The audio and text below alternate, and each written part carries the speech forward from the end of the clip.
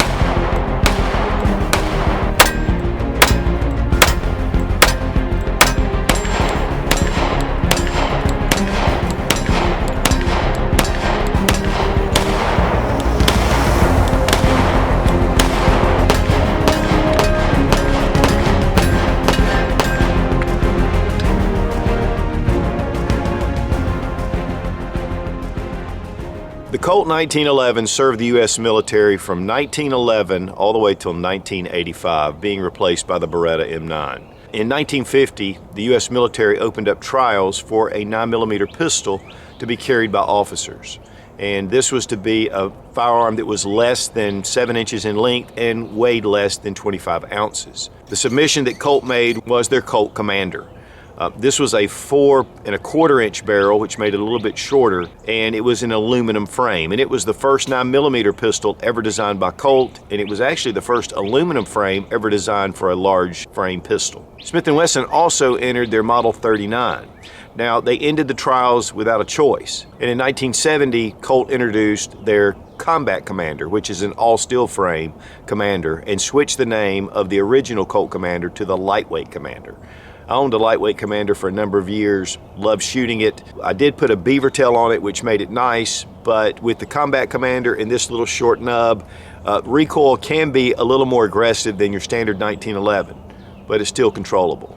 So I got this from a good friend of mine, and this is the Combat Commander all-steel frame, so I just really wanted to bring a review.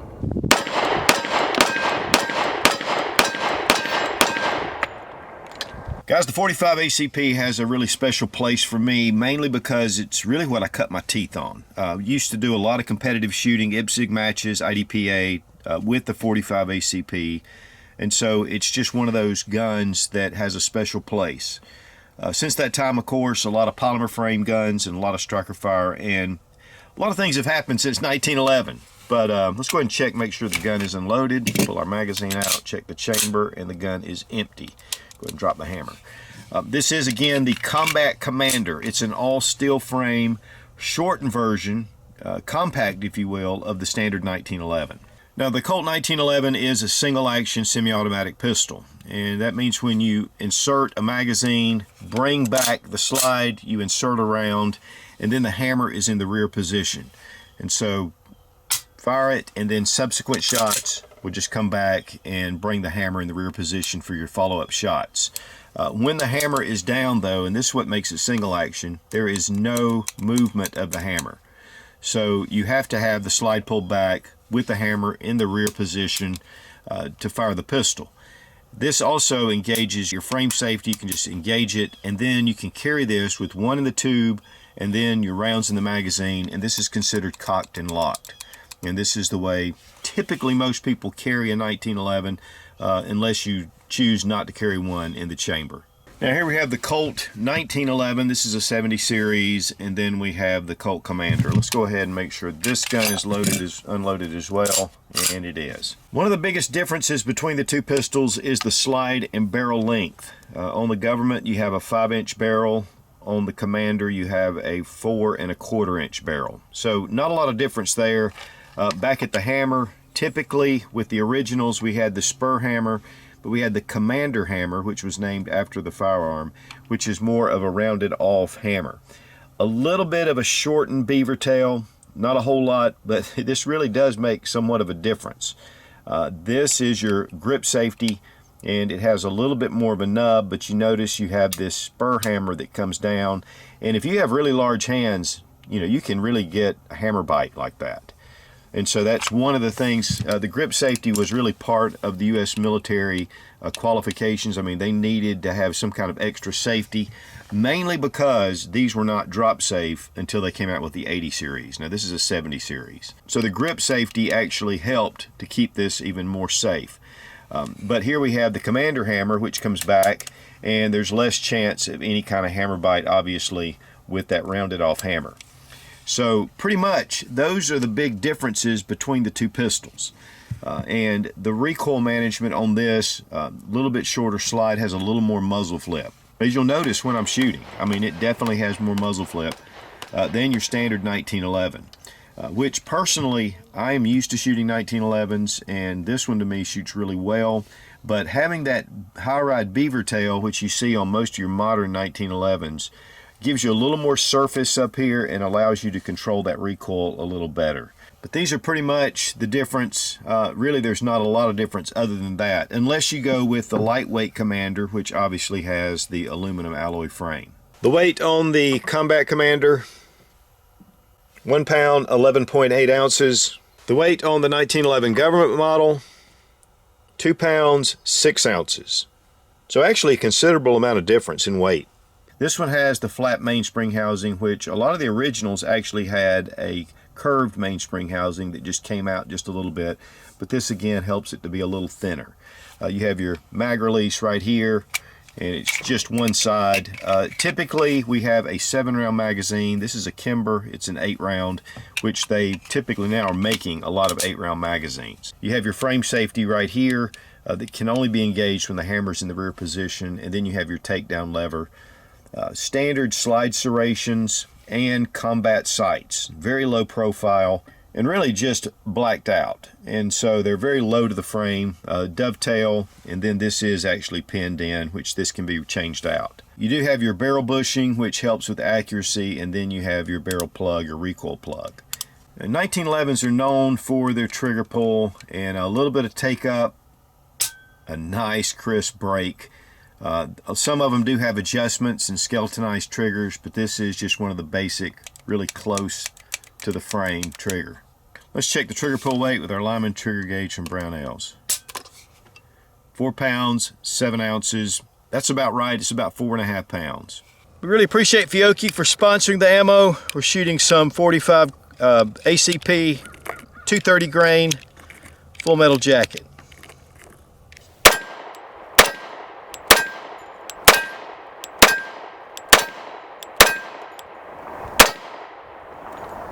Now we took the Combat Commander down to the range. It was very reliable. You know, with full metal jacket, 230 grain, I mean, they just function.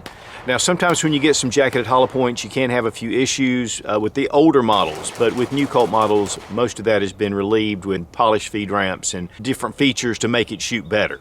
But now one thing about the Colt Commander is that it does have some felt recoil to it, a little bit of muzzle flip. A lot of that has to do with this little grip safety that's pretty much just a small nub.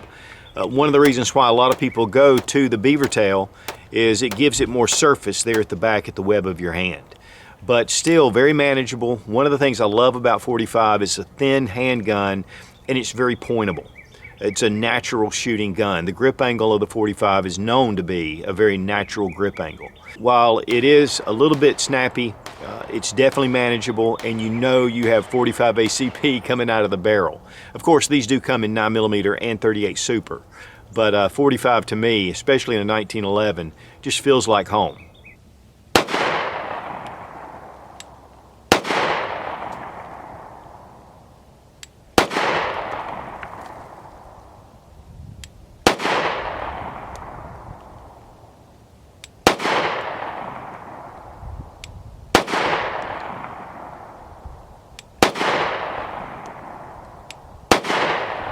For disassembly, go ahead and drop our magazine, check to make sure the gun is unloaded. First thing we want to do is right here is take our recoil spring plug, push it in, and then bring your bushing around to the 9 o'clock position. And this is spring tension, so you want to relieve this really slowly. And then we can take our barrel bushing and go to the other side, 4 to 5 o'clock position, and there's a little notch in there that holds the plug in right here, and it corresponds in the slide. Next, take and line up your slide with this first notch. It's the smaller notch right here to your takedown lever, and then here on the back, just push through and it relieves the tension. You can pull your takedown lever right out. And once that's taken out, we can just go ahead and remove our slide just like this.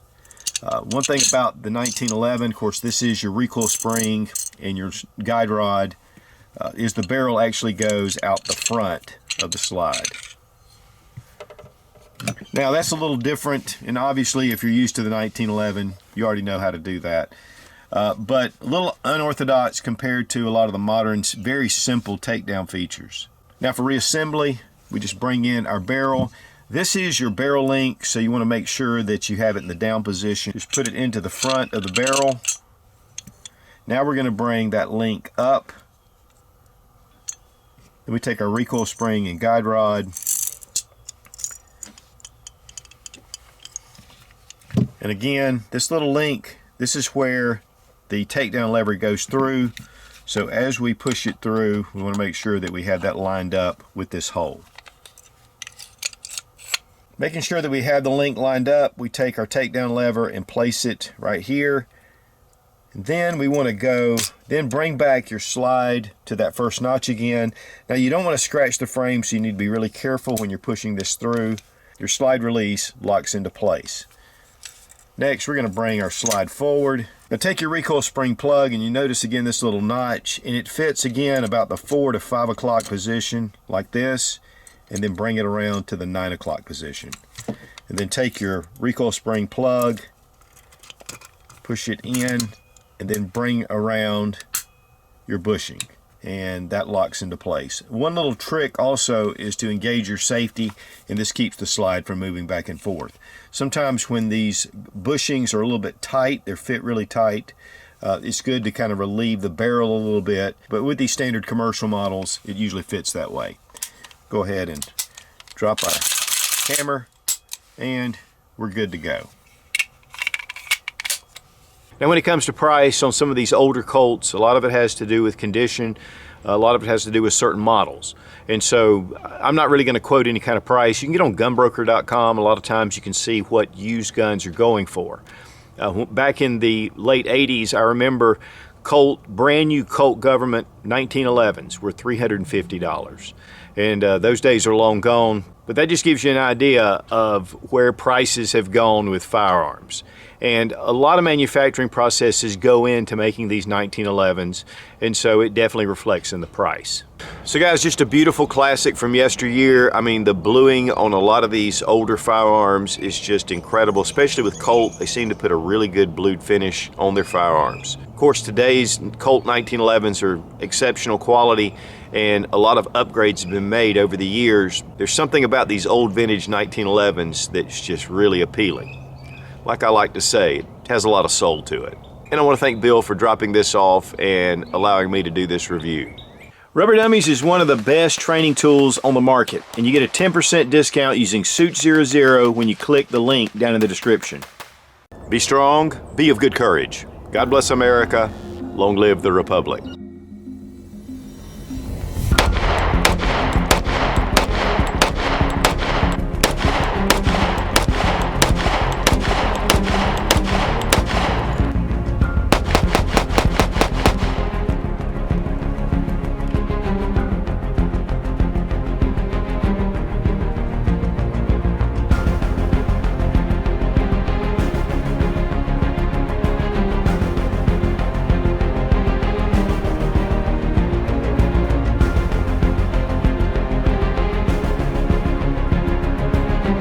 This particular one came with a Kimber, and I used to shoot competitively, so anytime I get my hands on a 1911,